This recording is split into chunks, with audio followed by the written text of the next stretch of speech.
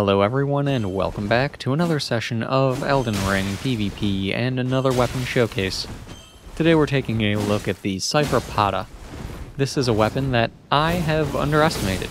It's a weapon that I didn't think would be as dangerous as it is, or as fun to use as it is, and I definitely did not think that this would be a weapon that would make its way into my top 5 favorite weapons in this game, and yet it is absolutely on that list. So let's go ahead and get started with this thing. This weapon is one that you find in the Round Table Hold. After you jump off the balcony and fight the NPC invader, you go through the room on your left-hand side and follow that path, and you'll eventually reach the last room where you can loot this weapon off of a corpse. This weapon requires no strength, no dexterity, and 30 faith in order to wield, and it weighs nothing. It has unblockable blade for its skill, and you are stuck with that because it is a somber weapon. At plus 10, this weapon has no physical damage, it only has holy damage, and its holy damage will be a base of 208. It has no strength scaling, no dexterity scaling, only an A scaling in faith. So this is a pure faith weapon, and it deals pure holy damage, which is quite neat because there are very few weapons throughout all of the Souls games that deal pure damage that is not pure physical. So that's a unique thing about this weapon, and I quite like that. It is one of a small number of weapons. Now that all said, the pros of this weapon, because oh boy, there are a number of them. For starters, the biggest pro of the weapon is that when you go to two-hand it, you get a second one for free. With that second one, you get access to essentially a power stance moveset. It is pretty standard for fist weapons to do this. There's only one fist weapon that does not, but it is still a major pro of this weapon. With that power stancing moveset, with a number of attacks, you actually will attack with both your left and right-handed weapon at the same time, which essentially will cause you to deal double your damage. With that moveset, your two-handed running R1, your backstep attack, and both your jumping R1 and jumping R2 will attack with both weapons at the same time. So those are the attacks with this weapon you're going to want to go for primarily. Now that all said, your R1s with the 1-2 punch are also quite valuable.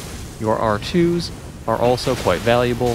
When you charge up your R2, you'll do a 1-2 punch as well, which again is quite nice, even if it's not something you will be able to use or take advantage of very frequently. It is good to have for the sake of mixing up what you're doing with the weapon. And that is an important thing to do, because there are some issues with this weapon as well, but we'll get into that in a minute.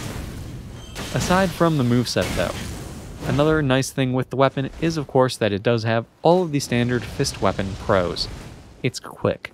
It's really quick. And even though it's a fist weapon, it's not the shortest of the fist weapons. It's one of the longer ones, so that's a good thing as well. On top of that, you also have the more aggressive moveset among fist weapons, where your running R1 is a double forward thrust, which means that this weapon is extremely good at chasing down your opponents. Because of that move, it is extremely good at being used with an aggressive playstyle. And for those of you who are familiar with the channel, you all know that I love to have a very aggressive playstyle in these games. So this weapon and I, we work very well together. We get along quite splendidly. And that's nice. It's nice to have a weapon that really excels with an extremely aggressive playstyle, because, I'll be honest, there are not many. So having that is a good thing. Other than that though, this weapon, because it does do pure holy damage, will just eat through shields like there is no tomorrow, because there are no shields that block 100% holy damage. It just kind of is what it is. And then on top of that still, if you really need to get through a shield and stun someone instead of just chipping at their shield, you have Unblockable Blade. Unblockable Blade will just straight up punch through that shield, and typically will end up dealing well over 900 damage, and that's not half bad. On top of that, you do have the ability to go for Unblockable Blade when your opponent is rolling around you, and because it is a slower attack, you can aim it at them while they're running around and get them with a roll catch, which works pretty reliably, to be honest. I've had good luck doing that. Now that said, the cons of the weapon, because there are a few. First off, it's a fist weapon, so it, in the grand scheme of things, is short, which is fine because with the aggressive moveset that you have access to with this weapon, you want to be on top of your opponent and putting pressure on them constantly anyway, so I don't think it being short is too big of a deal, to be honest. Another issue with this weapon is that it doesn't stun your opponents very easily. Most people can trade hits with you and either use their passive poise or hyper armor to do those trades, and unless you're going for attacks that do use both weapons at once, the opponent will more than likely win the trade.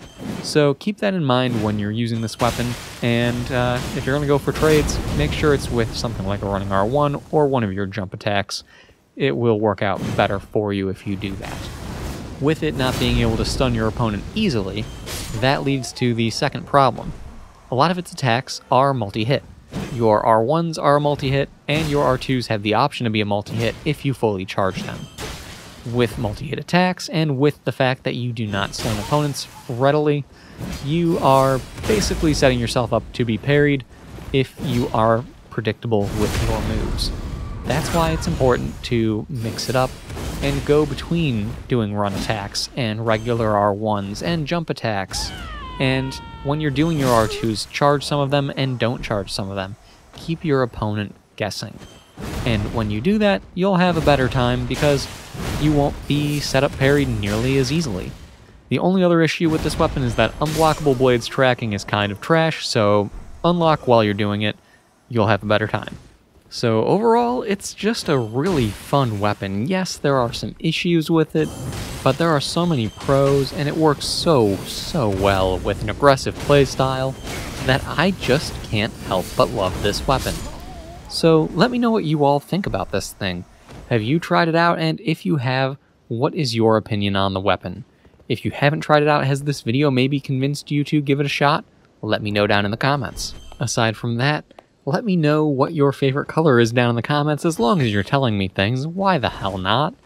And thank you all for stopping by. I hope you enjoyed the video, found it helpful in one way or another. If you have, then please do like, subscribe, and all of that good stuff, and I'll see you all next time.